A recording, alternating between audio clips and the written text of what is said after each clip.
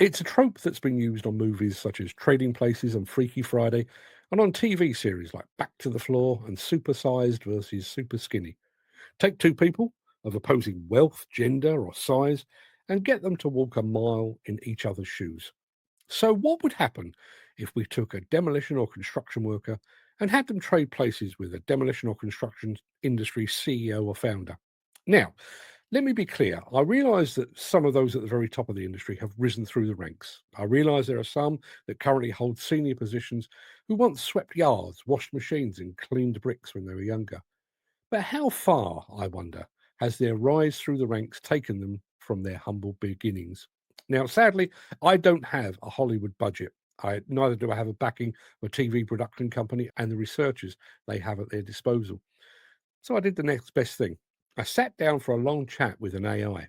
Let me stress this article, this monologue, was written entirely by yours truly. I merely used the AI to discuss the basic premise. Then I took the results and wrote the words you're basically listening to now. So here we go. Picture this. It's a regular Tuesday morning. The sun's barely up, the kettle's just boiled, and somewhere in this great and glorious industry of ours, something utterly ridiculous and entirely unexpected happens. A demolition boss and a demolition worker swap lives. I'm not talking about a trade jobs for a week in one of those cheesy team building exercises. I mean a full on body swap, like the movie Freaky Friday, except with more high vis and swearing and maybe a few less teenage tantrums.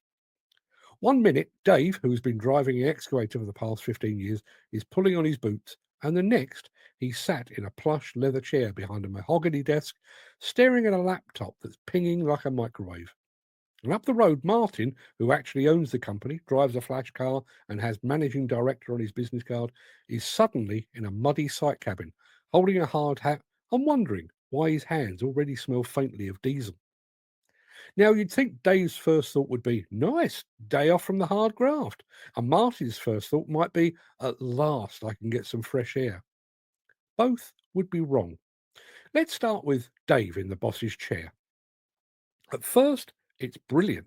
Warm office, clean clothes, coffee machine that doesn't taste like someone's rinsed it with motor oil. But the honeymoon lasts about 6 minutes, roughly the time it takes for the phone to ring, three emails to arrive marked urgent, and a text from the accountant that just says, call me now. Turns out the boss's day isn't a leisurely float through champagne lunches and cigars lit with £5 notes. It's a mad scramble between client calls, half of whom are delighted with the work, the other half convinced the company is run by trained apes. There's insurance renewals, health and safety audits, supplier delays, and a tender deadline that might as well be a ticking time bomb.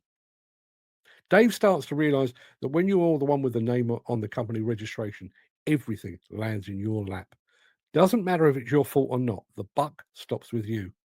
The worker's biggest financial worry might be whether the overtime comes through on this week's payslip.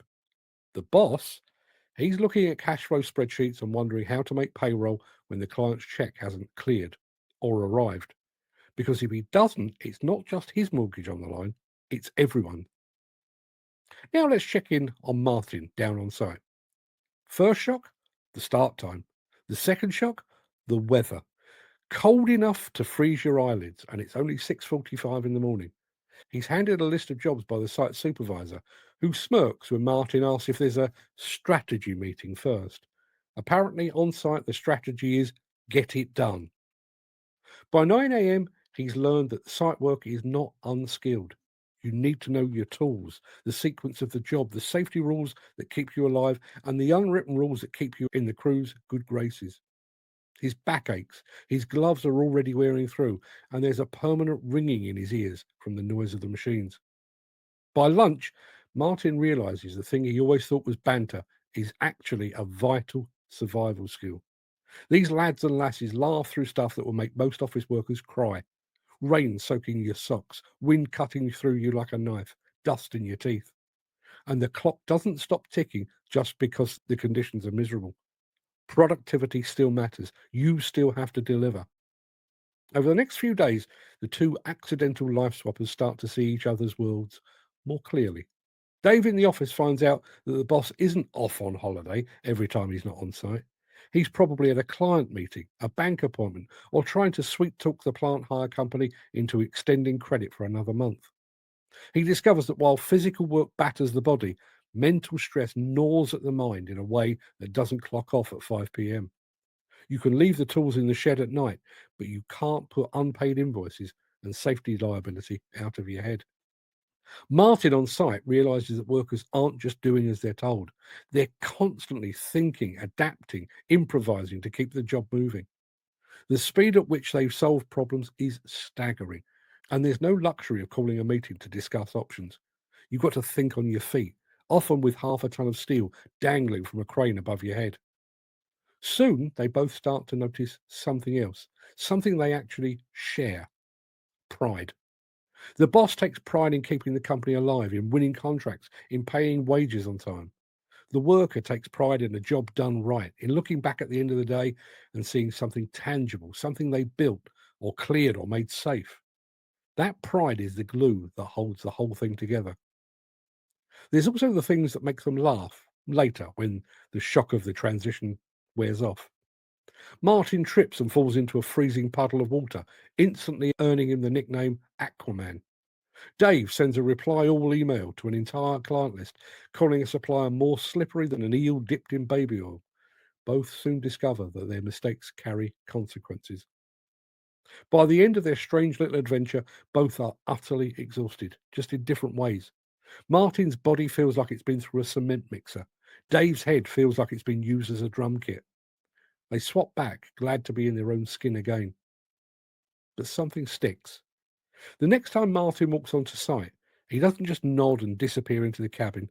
He lingers for a bit, asks questions, notices the subtle skill in the way that someone operates a machine or cuts steel.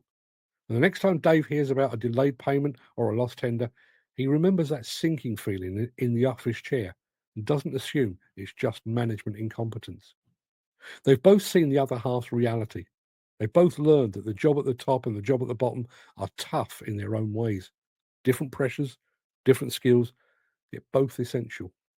And maybe they've both realized that the gap between us and them isn't quite as wide as they previously thought.